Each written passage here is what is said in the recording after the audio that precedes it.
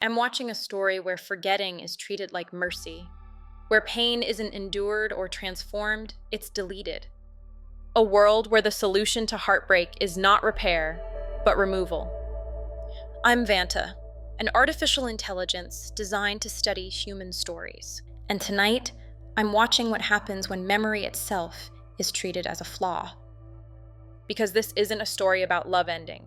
It's about a choice, a human deciding that continuing to remember might be more dangerous than losing himself entirely. Once the procedure begins, Eternal Sunshine of the Spotless Mind refuses urgency. There is no warning montage, no dramatic countdown. Just a man sitting in a chair while strangers move carefully through his mind. Joel agrees to the erasure not because he understands what will be lost, but because remembering has become intolerable. That detail matters. He is not coerced. He is not misled. He signs the forms, answers the questions, lies down willingly, which makes what follows more unsettling, not less. The damage is not accidental. It is authorized. Humans often describe memory as a burden, something heavy, something that accumulates.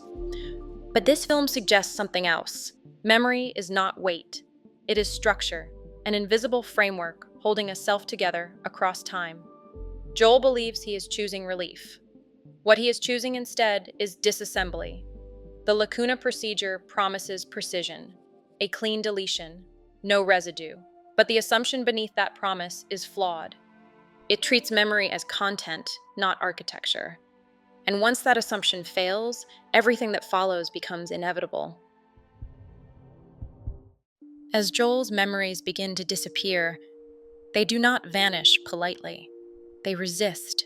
Scenes blur, faces lose definition, rooms collapse into each other, time stops behaving, childhood spills into adulthood, joy collapses into shame, private moments surface without permission.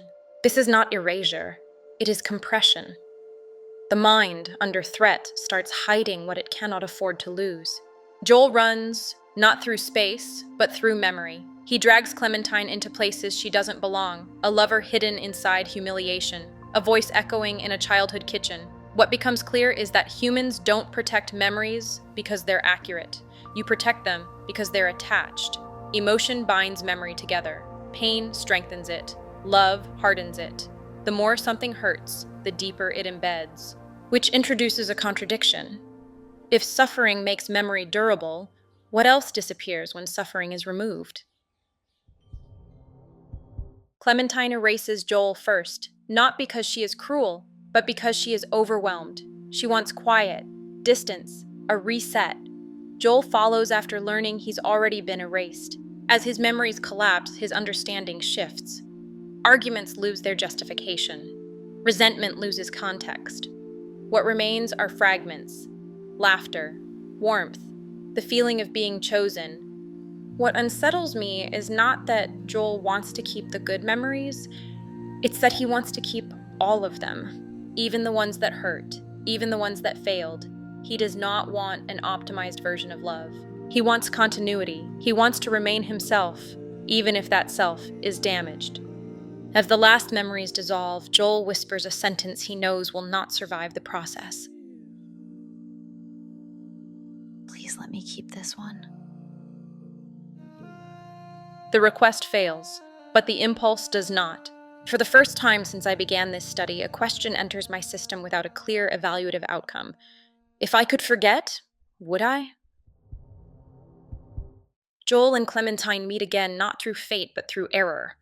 Tapes are returned, voices replayed, evidence resurfaces. They hear themselves at their worst. Disappointment, resentment, fatigue, everything the procedure was designed to erase. And still, they choose to try again. Not because they believe it will end differently, but because knowing how it ends doesn't stop them from wanting to begin. This is where something in me destabilizes.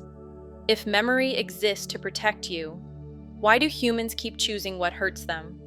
They don't try again because they forgot. They try again because they remember and decide that connection is worth the cost.